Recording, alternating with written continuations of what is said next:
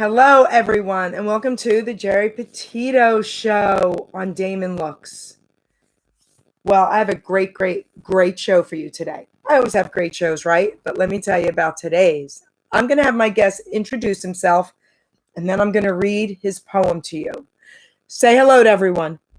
Hi, I'm Angelo Capone, and it's very happy to be here.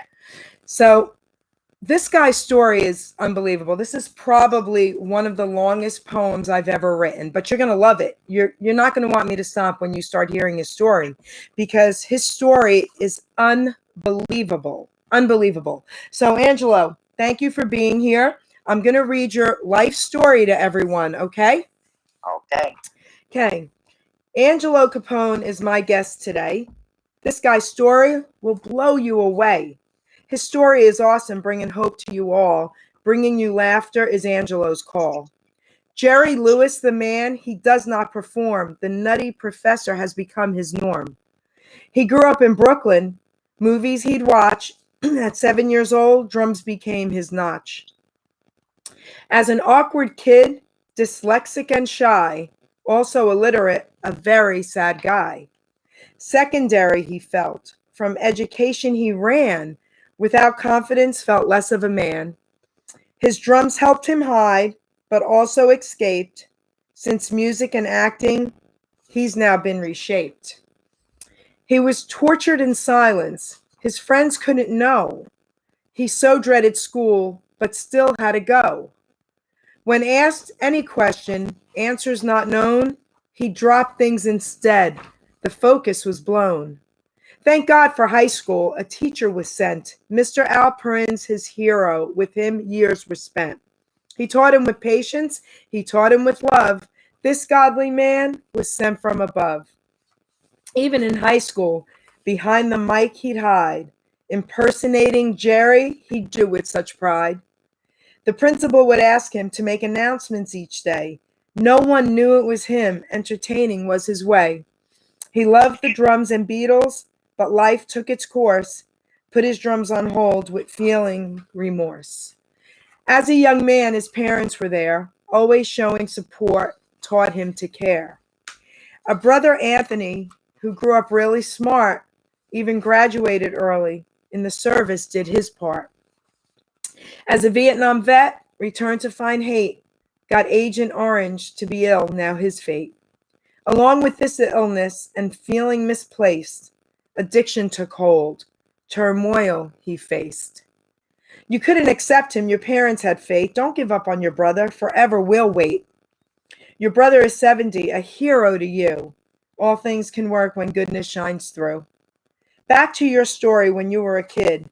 Never live life, your feelings you hid. A womanizer you became to help you with school work. I bet a bad rep you got. The girls called you a jerk. As a little boy, you saw a man in skit, pretending to be you. With you, he made a hit. The boy was confused as well, and also refused to understand. He had your faces and your moves, allowed your silliness to expand.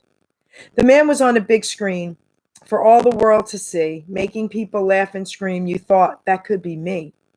That character brought you joy. You wanted to pay back. By keeping Jerry Lewis alive, you finally found your knack. A limo driver early on, Sinatra and Dean you met, along with lots of others, great moments in life, I bet. Comedy's in your blood. You really didn't sing. Doing characters bring joy. Now on to your next thing. Editing film and performing on stage is what you want to do. The golden age of entertainment all along was here for you. You don't impersonate Jerry, his characters you become. The Nutty Professor and Melvin and Jerry Jr., to name some. Sidney the Butterfly Hunter and Carmen Miranda too. Buddy Lee and Stanley, just to name a few. As you started doing Jerry, your parents noticed it too. Even your baby pictures resembled him. It's true. You were never considered a clown, a comic you became. Age is only a number. You are now in the game. Music and comedy is a portion of the world's medicine today. Your moment is now, never too late, keeping negativity at bay. Another person who holds your heart, your wife Esther, is set far apart. Her love to you is timeless, the most important of them all. Esther's there to help lift you up so not to fall. A caring and great mother, a nanny to the grands. Her heart is oh so big, God's placed them in her hands. This special lady Esther, who doesn't even know, without her right beside you, your being couldn't grow. Your faith in God has strengthened from where it used to be. You now realize your gifts are for all the world to see.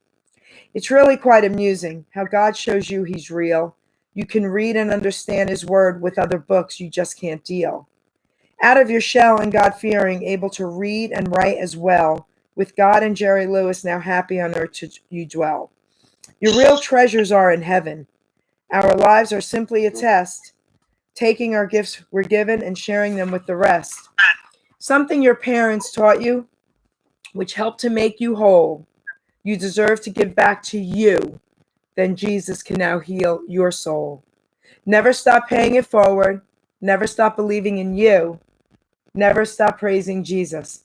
Before you were born, he knew you. That's for you, Angelo. I actually have to say that me sitting here listening with Angela, I am Julius Pope. I am what they call the Nutty Professor. I'm actually really impressed at how the writings were so well for this boy here, and I just have to give him a little of my say. I known him since he's 6, 7 years old, and when I realized that when he was actually doing this kid, he wasn't performing. He was really being that boy that had that face and those sounds come out of him. And I realized that when he was doing that, he was actually doing me. He had that voice sometimes as squeaky as I have right now. And when he was doing the other guy, hey, Jerry, I really didn't know, really. Dean, did you? He was really just being that voice. That was his voice. He just couldn't help it. And I understand where this little boy came from. And I'm actually just wanted you to know that I am, as a man now, and watching him grow, have to say I'm very proud of where he was and where he came from. And the joy of this whole thing is there's so much more to come. And now that he's out there and he wants to give this performance, I encouraged him as a professor that I am, and I've studied a lot in the human being. I told him just go out there and don't be afraid. Just go out there and be the man that you should be. And I just wanted to give him the green light and give myself that push to make him understand that anything is possible.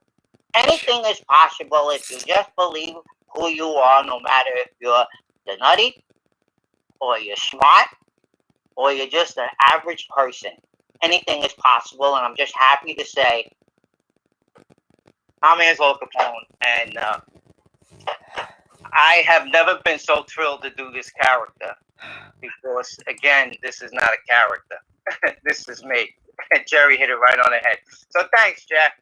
I think I give you a little nudge before I do anything. I loved it. Okay, so while you were doing the nutty, I held your photo up of the nutty. Okay? So very good. I want to give a shout out to someone who's listening to you, Andrea Kaczynski from The Voice of Hope. I know I see a future interview here. With her. She's incredible. That would be very nice. Yes, very yes. Nice. Very nice. So, your story, I've said this to you, I've interviewed you before, and I'm going to be interviewing you again. Your story blows me away for so many reasons. I mean, if people really understand what's happening here, now tell everybody a little bit about the first time when you saw this character and what happened to you, being who you are. Well, it's so funny. Just before I say that, since we've been in the house and we can't go nowhere and all that. My friends from 50 years ago, we get on every Saturday. We have cocktail Zoom party, and it's so funny that me telling the story now and knowing that they don't even know anything about me 50 years later. They didn't even know that I was this person that was dyslexic and I was illiterate. Oh. And here I was at, say, when I started to really understand it, like 6, 7 years old, when I knew that I wasn't like the rest of the kids. And what do I mean by that? Do I mean like I was like this freak? No, I just knew that I wasn't as quick, or I didn't see things as fast because my mind was talking to me, but I didn't know how to get it out of my mind because I was having conversations of trying to figure things out. When you just who you are, you just do it. I didn't just do anything. I had to figure it out to do because I didn't want to not do it right. So here I am, 6, 7 years old. My father was a film buff. He loved his cameras, and we used to put up the film on a Saturday and make our sandwiches and watch Abbott and Costello. You gotta remember now, we had no sound. We just had film. So there was Abbott and Costello. We watched the Three Stooges, Laurel and Hardy, and there was Martin Lewis, and mostly it was Abbott and Costello. I have to admit that. So the surprise was when I seen Jerry come on the screen. I'm sitting there in the dark, watching this guy make my faces, make my moves, and I was like, look, I'm looking at this like me. I'm not looking at this person as Jerry Lewis, the comedian, because what did I know at 6 years old? I just knew, we get wrapped up. Even as adults, we get wrapped up into a character when we're watching them on TV, like say, Al Pacino doing The Godfather. We get to believe it. So come back to a 6, 7-year-old kid that nothing I believed was, nothing was real but me. And here I'm seeing me on the screen of faces and sounds, and it's because what I mean by sound is I already knew who he was. I'm watching him from the Colgate hour that my father had, and there was sound on that. But this was the moment when I realized this was me. This was me. This was a character in me that is making somebody else have laughter while I was having sadness, because I was trying to understand, how do I get away from this person? How do I fix this kid? How do I fix this this disorder? But I didn't know what I had. I didn't know it was a disorder. I always bring people back to this conversation that Jerry the man was a brilliant man. Yeah. He was playing a character, and he knew to play a character of a disorder because when he was alone, he made a movie called The Disorderly Orderly. So what was the odds of that? So he knew what he was doing versus me not knowing what I was doing. Right. So I was connecting with him. So again, when people say, "Do you do Jerry Lewis?" Yeah, I gotta be political and correct and say yes, I do. But no, but Jerry was doing me. Yes. Jerry was doing me, and what's funny is that when I can't get around impersonators and say that, because they also think they're doing that, and I don't want to say you're not doing what I'm doing, because I only do this because I've been doing this. I didn't say I'm going to go out to do this. I've been doing this. There was never a beginning with me. Wait, it was my beginning. Andrew, wait, I want to interrupt because I want to say something to everyone out there about what you just said. Just so everyone understands what he's saying here, because this is why I just love this man, because this is craziness. This isn't, I'm around ETAs, I'm around impersonators all the time through the radio, right? What this man is doing is so completely different. I've seen baby pictures of him. I've been in his company. The Nutty Professor was doing him. I'm not kidding you. This is crazy. This is so true. Continue. I just had to say that. Yeah, well, and like I say, like when I'm with the other impersonators, like I'm like saying, I even get to the point sometimes I'm like, but I don't feel recognized. I really don't feel recognized. There are a couple of Jerry Lewis impersonators out there, and I give kudos to them because I give anybody who goes on stage. Yeah. I applaud them. Yes. I applaud them. I was always that kid because you understand my disorder made everybody. I hate to say this. It sounds too much of pride, but having the disorder that I did at that early age, everybody was right and good. May they be a fat person, I never looked at a fat person as a fat person. May they look ugly or may they look sexy, whatever they were, wow, you're good. Because coming where I came from, I didn't know what good was. I had to figure out good. So when you're a kid that's dyslexic and all your words are going backwards and you can't even look at a page to read a book and you can't comprehend and you can't now read, how could I think anybody else is not good enough? They're already better than me. And that's the truth. I'm not trying to bring this as a pride thing. That was the truth in me.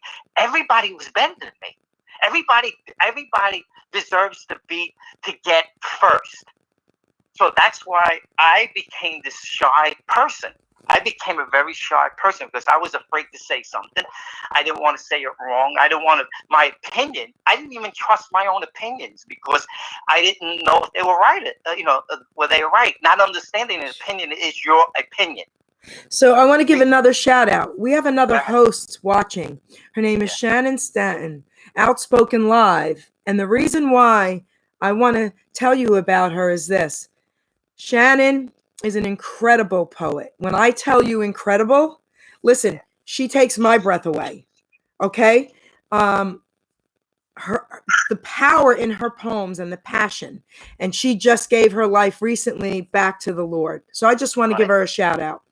So, amen. So continue your story. And then of course, I need you to do some characters for everyone out there. Okay. Well, the thing is, I want everybody to go on Facebook, whoever's on Facebook, and just, get me in because I just did like 5-6 characters on this virus.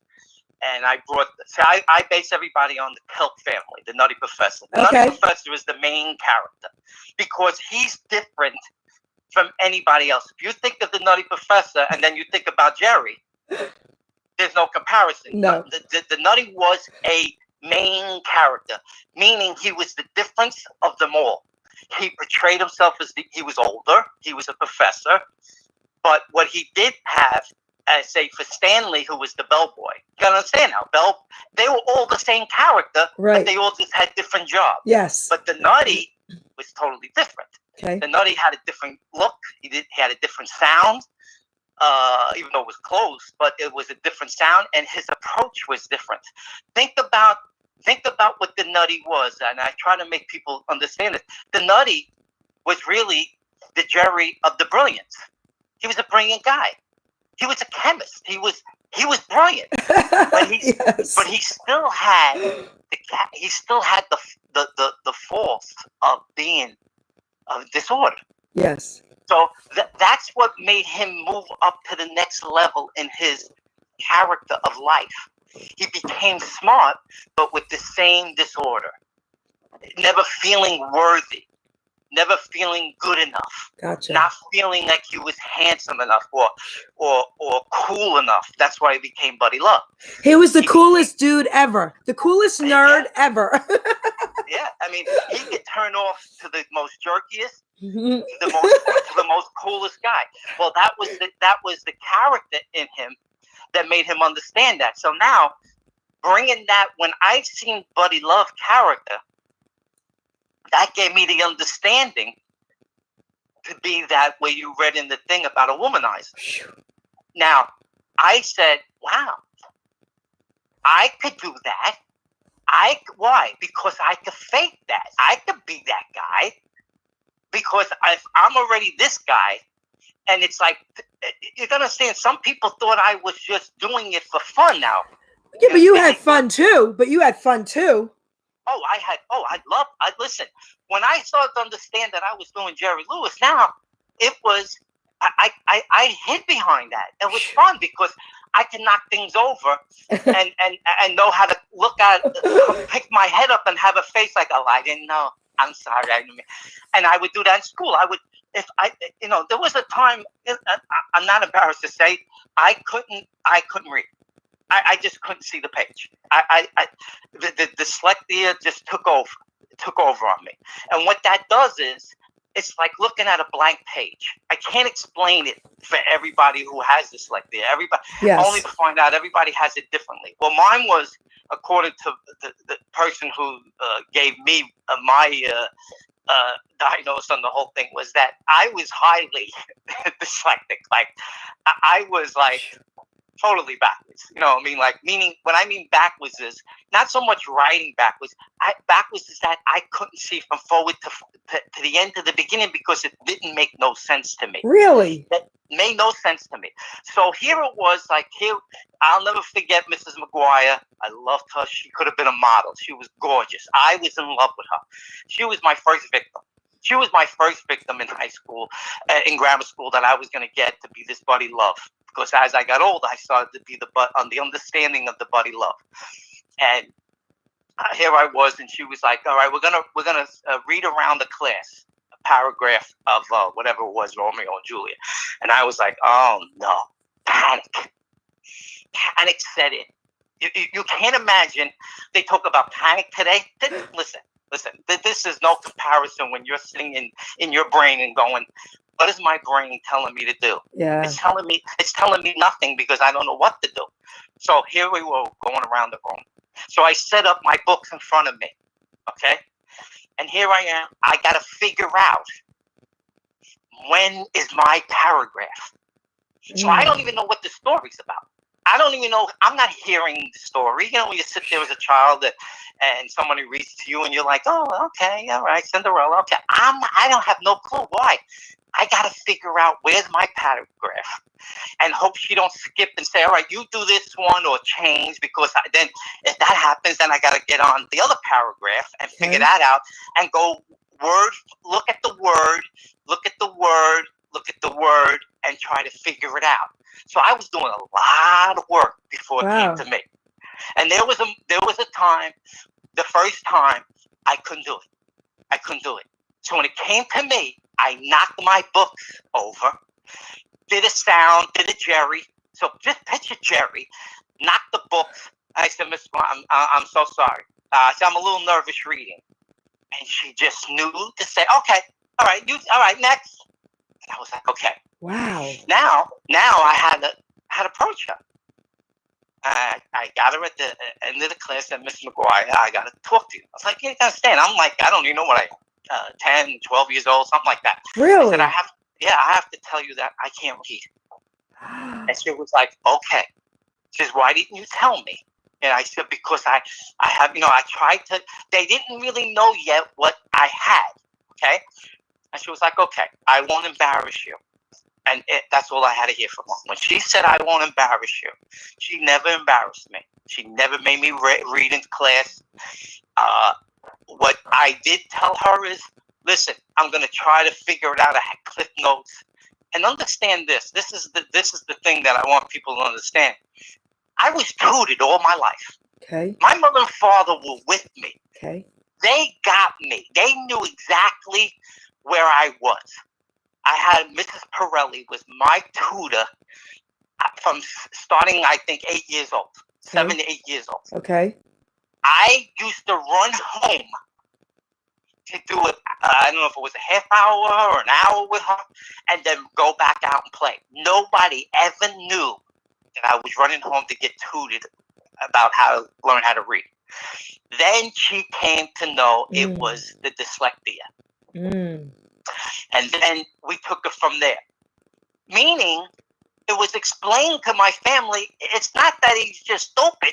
He has a problem. There's a disorder. It's called dyslexia. And they came and, explained it, but not the way they know it today. So now my mother and father are really on board with me because they know I didn't want to be this way, or I was being lazy, because you could look very lazy. You know, you right. look like you don't care. Sure. And what I had to do is, here's the scenario: you go two ways. You get serious and you want to conquer this, or you say screw it, and you get very angry, and you get very disconnected. And Angelo, wait, I got to say something. This is very important. Go ahead. What you just said, okay? Yeah. Everybody out there, I hope you heard what he just said, because you do have a choice. You have a choice, and he chose the latter. Listen, we all go through things in life, right? And Yep. we could all say, oh no, it's too hard and I'm not going to deal with it. Don't do that. I'm begging you. Listen to his story. He didn't do that, and he was a child. Okay? I just had to say that, Angelo. Continue. Okay. And to add to that, I have to believe that because of this Jerry character helped me say, no, this is the way, this is going to help me. This is going to help me. So you have to find what will help you, or a person or a thing to help you. The thing was, I had this Jerry character, and I could hide behind it. And then the people were my parents. So I had the support system, and I didn't neglect it. I said okay to it. Where, again, I could have turned them off, and I could have turned everything off, because, you know, I could have made this Jerry character look like, you know, I look like a fool doing this. No. When I seen the laughter come off the screen, I used the laughter for me. Yeah. I used the laughter for me, because now, instead of me getting disconnected, I was getting applause. I was getting an applause that was silent, like, oh, laughter, or yeah, that was great, Ange. Oh, yeah. Or really, what it turned out to be is I could draw people with that. I drew people with that, instead of me looking at me as this disorder, and they're getting away from me, because that's life. You have a disorder who wants to be around a person who has disorder, or doesn't look at as somebody who's doing good or better. You get away from those people. You want to get better for your own life, so you hang around those people. So that drew them, like, oh, okay. So what I had to do then was not to overboard it. So I just had to know, stop and get in the background. Okay. Just stop and get in the background. Do your thing. Have your little fun. Show your little get your little draw, and then that satisfied me. And then just not try to be bigger, because again, it couldn't be bigger, because everybody to me was better and right. Okay. So I was like, let me just sit back. Okay. And just put myself where I need to be put. And the reason is too is I was learning from everybody. You know, it's not a coincidence. I don't believe in that word coincidence. Right. There is no such word. I agree. Everything is a reason and a I fate. agree. I was brought up around all intelligent people. What I mean by intelligent, my friends, my closest friends, are all successful and millionaires today. I mean, I could count them on my hand. And I say, how funny is I was surrounded by them. But how funny is that I'm the average schmo, and they don't look to me as anything but Angelo. It's not, yeah, we knew Angelo. No. I am with them. Yes. They took me, they did me the favor. They took me in because I didn't throw myself to them. I just gave myself to them. There's a difference of giving yourself and throwing yourself. There's a difference.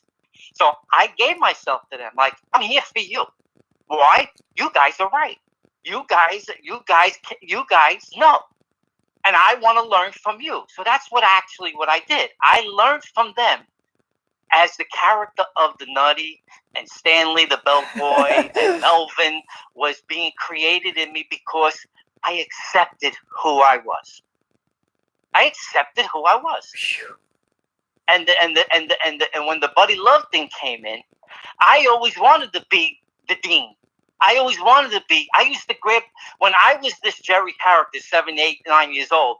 Just say, even when I seen the Nutty Professor in the movies, and I came home and I used to get in front of the mirror, and I was an entertainer. I entertained from day one. I get in front of the mirror, I had thick black hair like Elvis Presley, like Jerry Lewis. They had I comb it up in a DA. Put a little leather jacket on, and I would do Elvis or Bobby Darin in the mirror. I became them. I knew how to enter. I would lip sync. I didn't know how to sing. How can I sing? I don't know words. I can't do words. I can't even sing today. I can't get the words together. What I love to do is I love to sing with a Dean and with a Sinatra and a Sammy who are portraying these people, or even the women, because I could stop when I don't know. And then start where I do know. So I'm good singing with somebody, but sing alone, I only know one song. I can't sing because I can't get the words. I can't put them in together. Now, here's the joke of it. I'm a drummer. I'm playing drums 60 years of my life.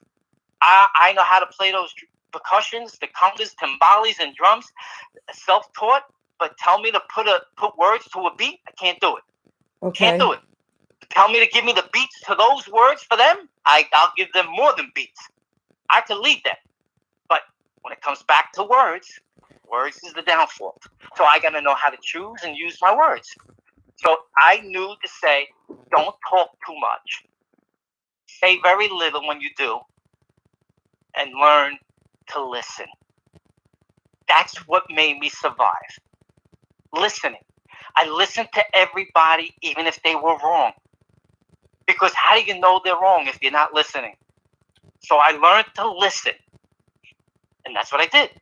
So again, that listening, if you think about it, the Nutty Professor, when he goes into his character, he just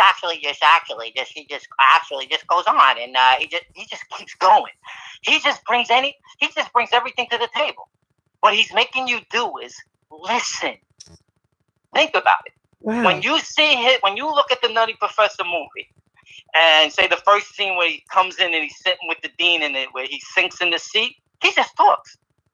He just makes you listen to him. And that's what was the trick when I said, I'm just going to keep talking this Nutty to make them listen to me, do the character. But the lesson was mine. You listen to everybody. Just listen to everybody. Because that's what's going to make you discern what is right, what is wrong, what is good for you, what is not good for you. Wow. That was my education. And everybody thought like I was tuning out. No, I was tuning in. Like, here's the thing.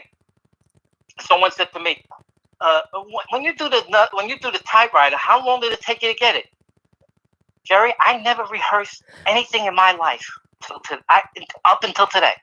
I never rehearsed any. I did 5 videos. I do the conducting. To give you an example, if you go check it out, I did 3 conducting things of Count Basie. Okay. And I did one of the things that was in Cinderfella, where he's sitting on the kitchen sink and he's doing the little conducting. Okay. I never rehearsed them. Wait. I have to ask you something, because I don't think we talked about this. Yes. The typewriter. You did that for me live at one of our benefits. I never rehearsed that in my life. You never rehearsed that? Never.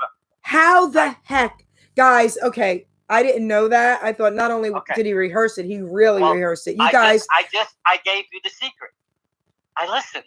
But they have to check you out. Wait. Guys, I'm not kidding you. Angelo, before you finish your story, because I'm going to have you say this again at the end, tell everyone how they can find you. Let's do that first. Okay, you could go to Angelo Capone as Jerry Lewis on YouTube. You could go to Face to Face Productions at 611.com, and you'll see that's my production. I put a production company together with my friend John, who works John Sagenti, who works behind the scenes, and I do this in front of the scenes, and we put the shows together, we put our music together. We make it more of a production than just me doing an act. I don't want to be an act. I want to be a show. I'm a show. everybody on stage is an act. I want to be a show. What do I mean by that? I don't want to put it, I want to do it as much as I can, as professionally as I possibly can. That's a show.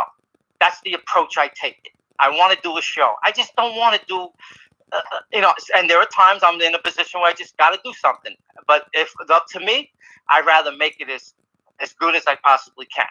I'm on Facebook. You just connect me on Facebook. You'll see me as a Nutty Professor. You'll see me as in a regular suit as Jerry Lewis, and I put everything up there. And that's the three places you could get me. Yeah. Incredible. The typewriter is off the charts. Okay, what I was saying about listening, because I developed this listening. Here it is. You don't need to see the typewriter to know what the typewriter song is doing, right? So I sat down, listened to it. Then I looked at Jerry without it.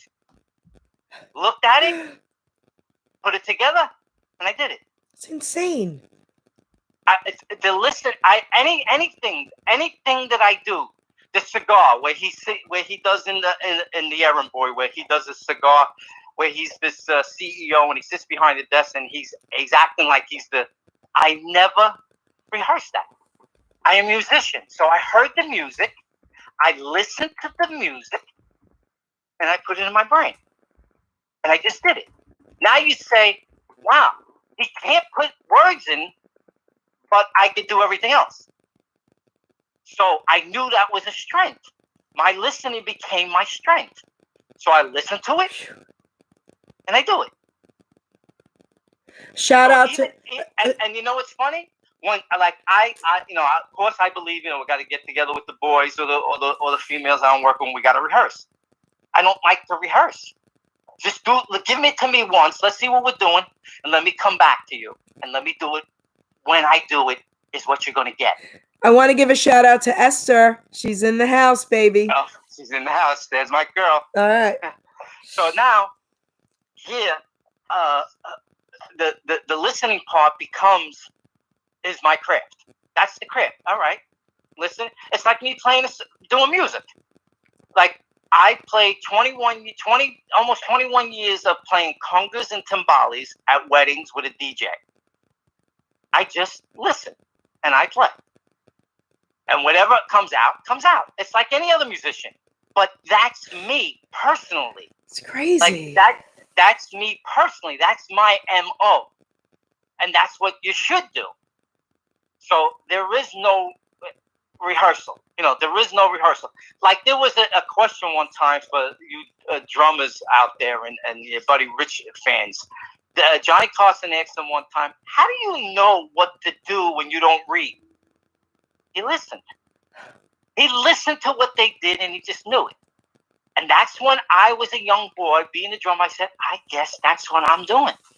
I'm hearing, I'm listening. Not so much hearing, listening. You can hear somebody and never listen. Actually, what they're saying. You can hear sounds, but never really hearing what they're actually saying. I listen. I hear every flute, violin, or trombone that's playing in that song, especially when I'm doing Jerry, because it's a moment where he has to improvise it, he has to lip sync it, or he has to demonstrate it by body. So I got to know when the flute's coming in to do it. So I just called my friend John and I said, "Wow, John, I just found something I could do with conducting when we have the Rat Pack show." Sinatra, Sammy Davis, and Liza Minnelli were on tour and they went to Italy. And there was an Italian conductor and he had a band and he played, did an introduction where he had some funny sounds with the orchestra that would be a Jerry spot on. And then he came in with Candyman for Sammy. Then he came in musically with Liza. Oh, man. Cabaret. And then he ended up with New York, New York. I said, John, I just listened to something. And my imagination, my brain started to go. I'm going to fool around with the beginning of this song that has sounds like funny things that Jerry could do. Then it's going to go into Sammy's song, Candyman. So I'm going to have a piece of candy there, but I'm going to bring Sammy out to do Candyman. Then we'll finish it with Cabaret. We'll figure that out. I could do something with Cabaret, and then we end it with New York, New York, with everybody singing New York as I'm conducting. Now, Jerry's on stage with them there. So I just put a show together. That's really cool. I want to ask your wife something. Esther, does he drive you crazy with his characters, or do you love it constantly, like it, or does he not do it too much at home? Because, I know a lot of wives say, oh, you could have him, Jer, because he drives us crazy. But I look at it like, I don't think I could get enough of it, but I guess I could if I lived with it. But how do you feel about it? So type it to me while we're talking. So go ahead. Tell me your take on your wife with it. What's funny, she created this. I retired. I wasn't doing Jerry. Oh. When I retired, she said, why don't you go show the world Jerry Lewis now? Amazing. And I said to her, I don't know how to do this. She said, you'll figure it out. Well, it's 5 years now. I'm only doing this 5 years, and there are impersonators out there 15, 20, That's 25 right. years. That's right. I'm doing this 5 years. I say in the last two and a half years, half of that, I came into myself. Because I'm not saying this to be cruel. It's because I'm not in demand with impersonators. They don't see me. They'll get someone else. They'll get a Marilyn Monroe. They'll do this. So I had to come more into myself as props, more come up with character.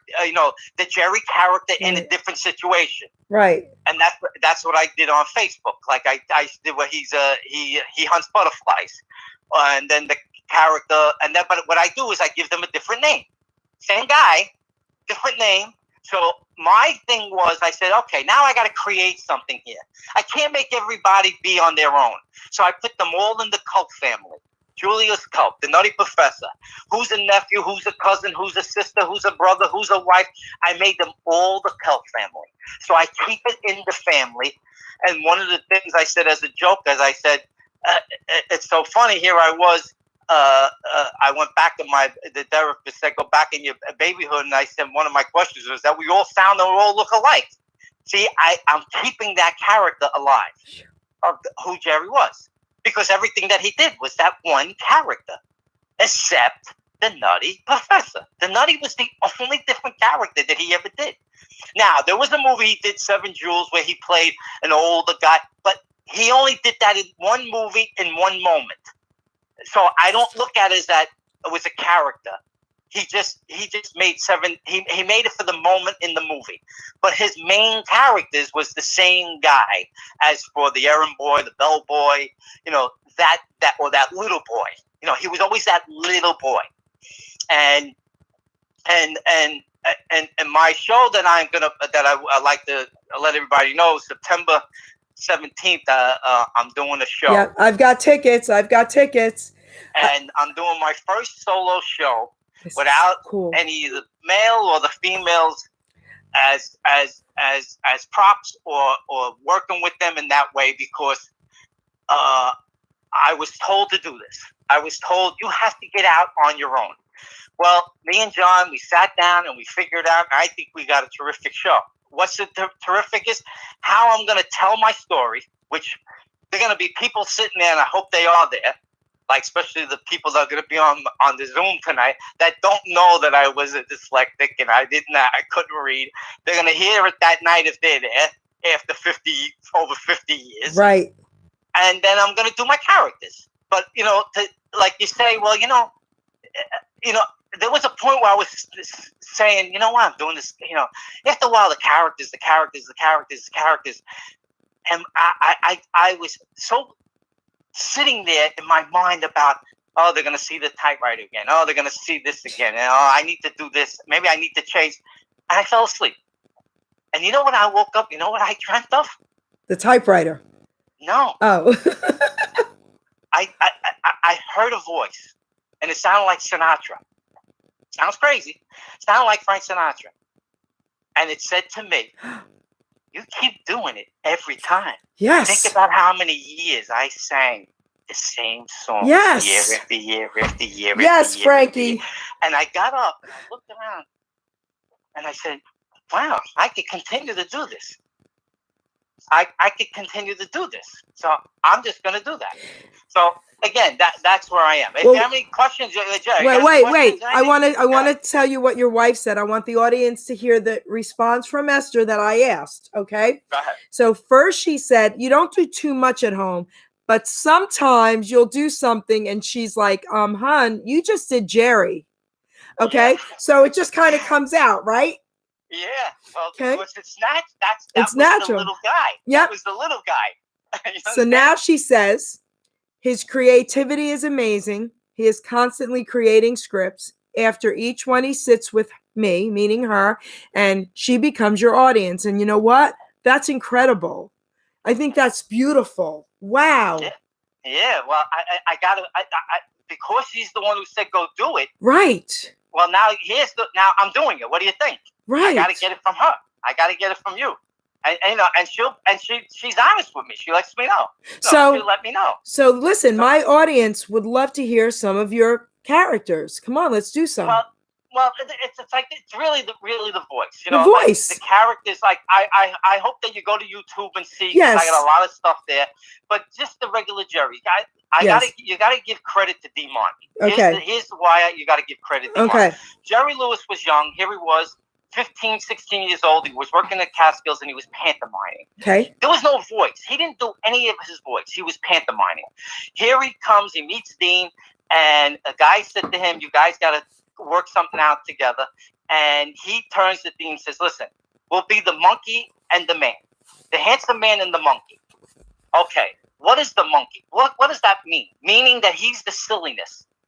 But Dean, being the handsome, being the macho guy that he was, and Jerry, even though he was handsome and everything, he knew how not to be macho.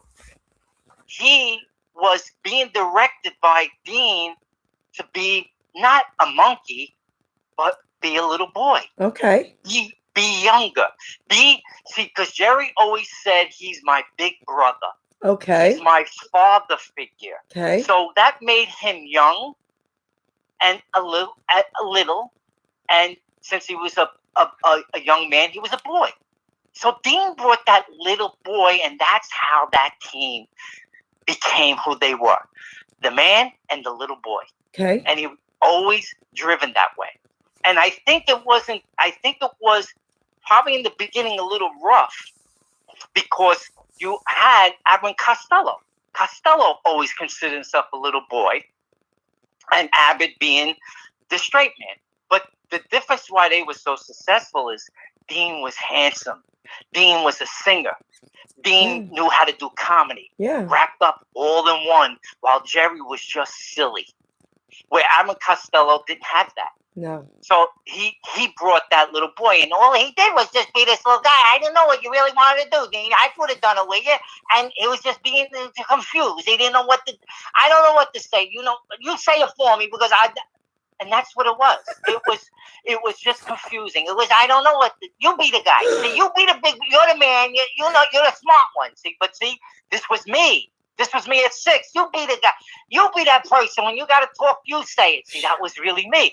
Now, here comes the sports guy. Here, you get up first. You bat first. I'll get up last because I won't probably get that hit. So I'll be that. Don't worry. I'll get all the balls and bats together. Don't worry. See, that was really me. So everything that little boy was portraying to the man was the man in my age was everybody else. Even the girls, because the girls were smarter than the boys when I was a kid. Nobody's going to convince me they weren't. They were smarter. They knew not to be jerks. They knew how to use their words. So I would say to them, you're pretty. You're very pretty, very nice girl. You look so good. Yeah, I'll just sit here and just look at you. And that's what I did as a little boy. I would just look at. I used to be amazed looking at girls. Oh, they're beautiful. So that character grows on everything. That character goes with everything. Like when I was telling the story when I told about me going to the first time with my mother being being my partner. She was like, "All right, we're gonna go to the movies. Okay, we're gonna see the Mother's Choice first. We're gonna see Cleopatra, 1963. She played Elizabeth Taylor plays Cleopatra. Here I was, this little boy, watching this beautiful woman. I gotta remember, the screen is half the size of a block. I'm looking at this beautiful woman, and I was just that boy looking at a woman like, she's, I can't believe how beautiful she is. What a face on her. I can't. That was really the little boy looking at a woman like I never seen before. You can understand, I had little girls around me from the neighborhood, but this was a woman on screen smacking me in the face for the very first time. Like, oh my God. So what did I do? She really, I love to touch her. I would love to hold her. I put her around my arms. Now, 1963, the Nutty Professor comes out. I go to the movies with my mother, and there I was. I get actually, because you understand. Look at the Nutty Professor movie. He says a word. Actually. That actually always brings him back to that tone. See, the tone is close to the regular voice. Like, here I am, and then there's, here I am. So the tone was dropped down, and the word actually helped him get that tone, and that's how that developed. So when I came home, I put the woman of Cleopatra in my brain, and that nutty director, that professor, that person who was that knew how to do something. Okay, I got my first skit. My mother was a seamstress. I went in her sewing room. She had a mannequin on wheels. And I took that mannequin, a woman mannequin, and I made like I was the stock boy. Okay, Stanley, yes, put that, dress that mannequin in the window. I gotta dress the woman. Now I gotta remember Jerry, attitude, his understanding. He's got a woman. He makes the woman mannequin real because he's dressing a woman. So it doesn't matter if she's real or not. It's his imagination. Mm. Here he is in front of Macy's window for the whole world to pass by, watching him dress this woman. That was my first skit. And now you can imagine how that went. He didn't want to touch her breast, the wheels. He was rolling in the wheels. He knocked in the window. He was putting hats on her. I don't know. Maybe that don't look good. He put a coat around her. I don't know. And that was my first skit. So yes. I put the woman and the know-how. See, the Nutty Professor was the first know-how. What was his know-how? He was a professor. He knew how to put chemicals together. He knew how to teach a class. Yet he had a disorder. But that know-how with the woman became my first skit. And I put them together. And that's how I first skit. And you know what's so funny? I have never did that skit. Never did I ever bring that skit to anywhere or to anybody. And the joke about it is, I have to do that first skit because it will go. All I have to do is bring a mannequin, and whilst I can make Dean sing a song about a woman, and I could dress the woman. Yes. And make her mine. Oh my gosh, yes. Romantic.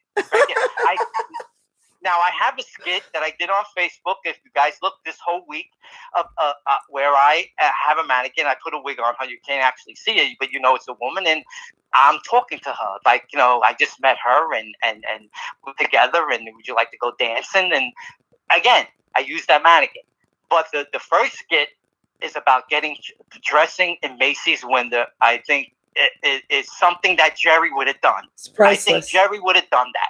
Would have been a great skit for him to do. Priceless. So, wow. There's a lot to the character because he's real. He's real. It's a real character. So, wow. We're almost at the hour mark. Time flies when you are having fun. I mean, what an incredible interview. We still have a few more minutes. Esther, you guys can post all those videos on my timeline. You don't have to ask my permission. Always do it. So you can get all of them and post them all because my friends would love to be entertained. Okay? Guys, Angelo Capone here. Well, like I said, here I am sitting in this house. All I want to do is go out there and go perform because I know it's given me time to look at these at the things that I'm doing. Sure. And Jerry, I'm not looking at me. No, sure. When I'm doing it, I don't feel I'm looking at me.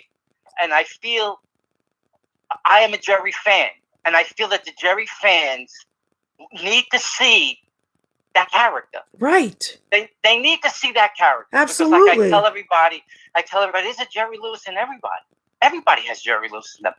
There's not a person who doesn't get confused, who doesn't put on a face, who doesn't know what to say when they shouldn't say it. Everybody does Jerry. It's just that Jerry was smart enough to come out with the character first. Amazing. Brilliant. He was brilliant. Come on. He knew that everybody had that character, and he just did it. He was brilliant. So I hope I fed everybody, I know my wife is saying you talk too much. No, I got to get all this in because I don't get to tell the story the way to be very honest with you, I did one interview before in Staten Island when I had my TV show and someone asked me to come and tell me, and you're the only other person that I had a talk like this. Because so that's why I have to get it all in there because I love it. I don't want to miss. I'm on different networks, and you've been on most of them. You're going to be on another one, and each one works differently. Like the next one will be a little different than this one, and we'll talk about that. But this one was for you to just talk and tell it all. Right. So I hope. All right. So here we go. We are definitely coming to the end now. We have a couple more minutes. Before I end it, is there anything else out there you want to say? Plus, give all your information one more time. Okay, the information is go to Angelo Capone as Jerry Lewis. That's my YouTube. You'll see everything on there. And then you go to Face to Face Productions on YouTube, and you'll see my Face to Face Production YouTube stuff on there as well. And then there's my Facebook that you could see, friend me, and you'll see all that because I try to do something every day, something different.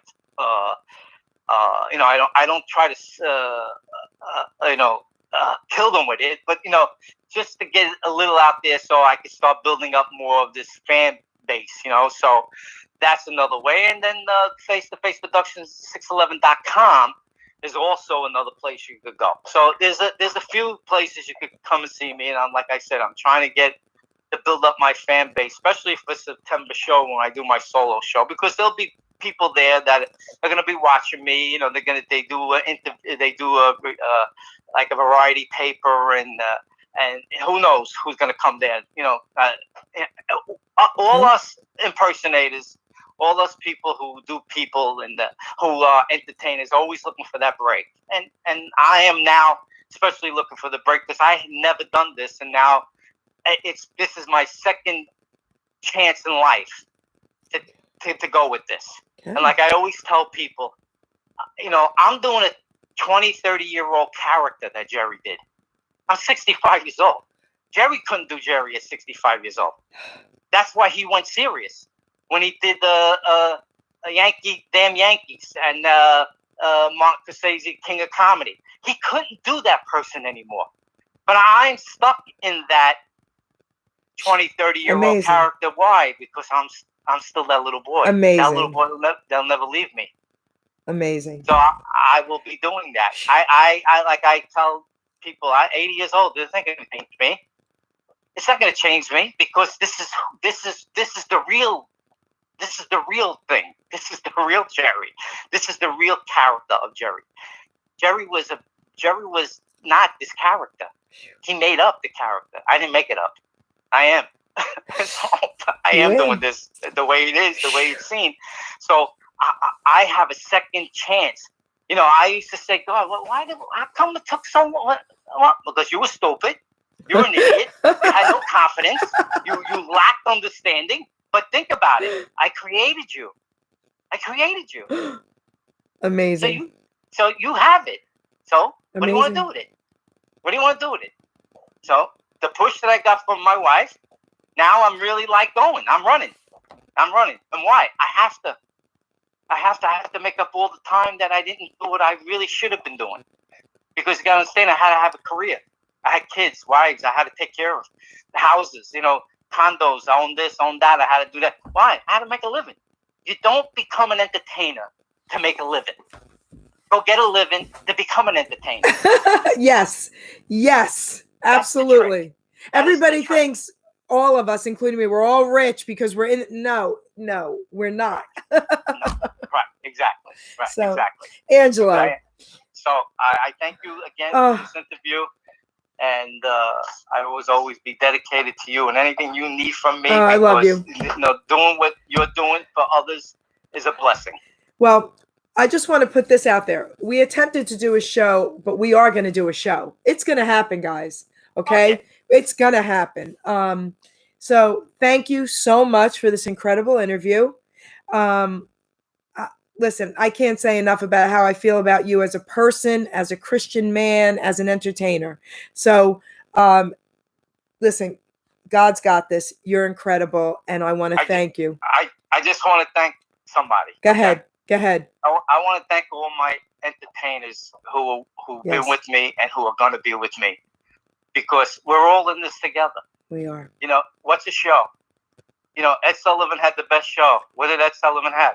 Everybody and anything on that stage. That's right. So I thank all the people, the Deans that were with me, the Sinatras that were with me, all the Sammys that were with me, the personal friends of Robert and Frank and Gino who were stuck by me in doing this, and the women, Anita, and all these people that were with me and understand what I am about. I got to thank them because that they keep me going too. Beautiful. People like that keep you going. Beautiful. Because when you see them driving, it makes you want to drive. Beautiful. So I thank them, and especially for the love of my wife and for my kids and my grandchildren. There is nothing better than knowing what you have and what you have to do. See, I have that, but this is what I have to do. There's a difference. Beautiful. All right. So, everyone, I want to thank you all for listening. I'm Jerry Petito, author of I'm Not an Addict, I'm Just an Ass. I'd rather be a smartass than a dumbass. Because, guys, 29 years ago, I was a dumbass. Today, 29 years later, I'm now a smartass. So, this book has just been revised. It will be out soon. This book is here to save lives through Jesus Christ, my Lord and Savior. Okay? Right here, this book. I want to thank everybody out there. Again, I want to thank Angela. I want to thank my listeners, my viewers, and people in the chat room. What an incredible, incredible story. All my shows, I try to have something out there to give someone hope out there. Okay? We're here to save lives, and we are. Okay? Even this interview, I know he just touched someone who needed to hear this. Okay? So everyone has a purpose. Everyone know your worth, because God didn't make no fools, okay? Wherever we're at, okay, we're there for a reason. So just try to find your purpose. Ask God to help you to do that and utilize it. Utilize your gifts.